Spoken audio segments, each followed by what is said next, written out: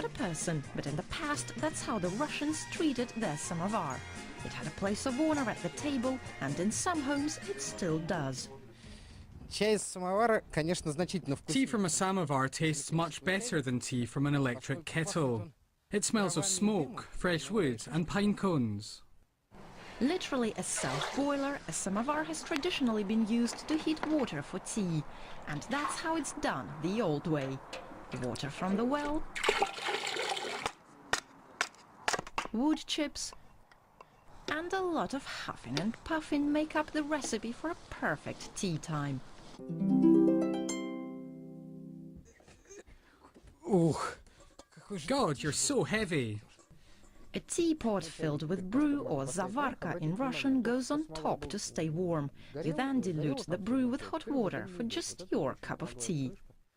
Уже вот как-то она располагает к тому, чтобы... When we want to cool the tea down, we add cold water into the cup, which frankly ruins the taste. But in the past, people would pour their tea into a saucer. We hardly ever do it now, but next to a samovar with all this smell, it seems perfectly natural. That's how Russian merchants did it.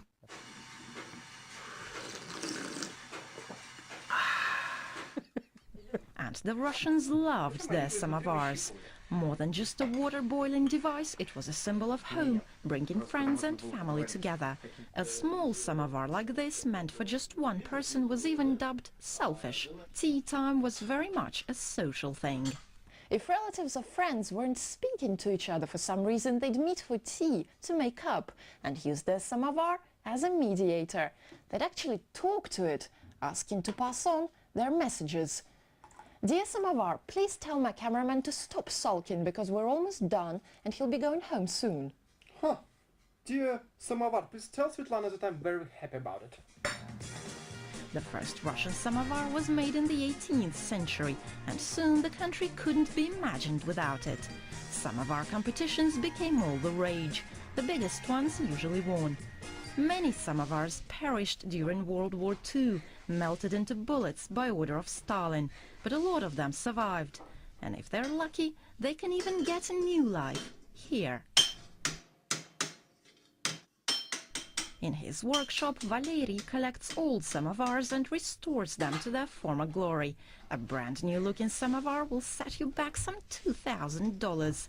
But for him, it's more than just business.